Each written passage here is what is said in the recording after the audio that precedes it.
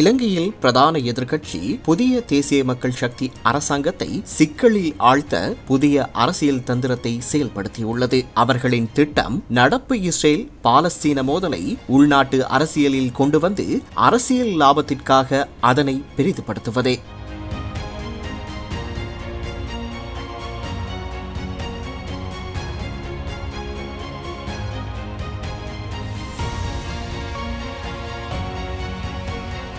இலங்கையில் இயல்பாகவே இரண்டு கருத்துக்கள் நிலவுகின்றன. முஸ்லிம் சமூகம் பெரும்பாலும் உணர்வுபூர்வமாக பாலஸ்தீனுக்கு ஆதரவு தருகிறது.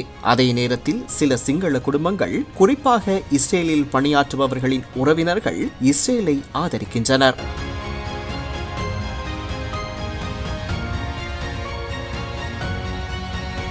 பிரதான எதிர்க்கட்சி இன மத அடிப்படையிலான பிளவை உருவாக்கும் வாய்ப்பாக பயன்படுத்தி அரசாங்கத்தை அழுத்தத்தில் வைத்துக் கொள்ள திட்டமிட்டுள்ளது. இத்தகைய நடவடிக்கைகள் நாட்டின் பொருளாதாரத்தையும் பாதிக்கக்கூடும். அரசாங்கத்தை தீவிரமான இஸ்ரேல் எதிர்ப்பு நிலைப்பாட்டை எடுக்க அழுத்துவதால் சுற்றுலா வருகையும் குறையும், வெளிநாட்டு வருமானம் பாதிக்கப்படும் என எதிர்பார்க்கப்படுகிறது. பிரதான எதிர்க்கட்சியின் நோக்கம் தெளிவாகும். பொருளாதார நிலையை சீரழிக்க தற்போதைய அரசு நாட்டை வழிநடத்த முடியாதது என மக்களுக்கு உணர்த்தி அடுத்த தேர்தலில் அதிகாரத்தை கைப்பற்றுவதே.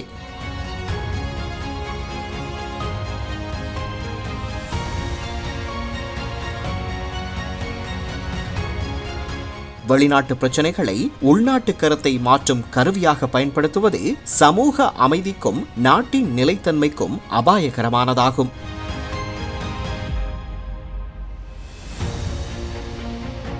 பிரதான எதிர்க்கட்சியின் இந்த திட்டம் அரசியல் சூழ்ச்சி மட்டுமே அல்ல. இது பிளவுகளை ஆழப்படுத்தி பொருளாதாரத்தை பாதித்து நாட்டின் ஒற்றுமையை அபாயத்திற்குள் ஆழ்த்தும் கணிப்புக்குட்பட்ட முயற்சியாகும். அரசாங்கத்தின் பதில் நாட்டின் எதிர்கால பாதையை தீர்மானிக்கும்.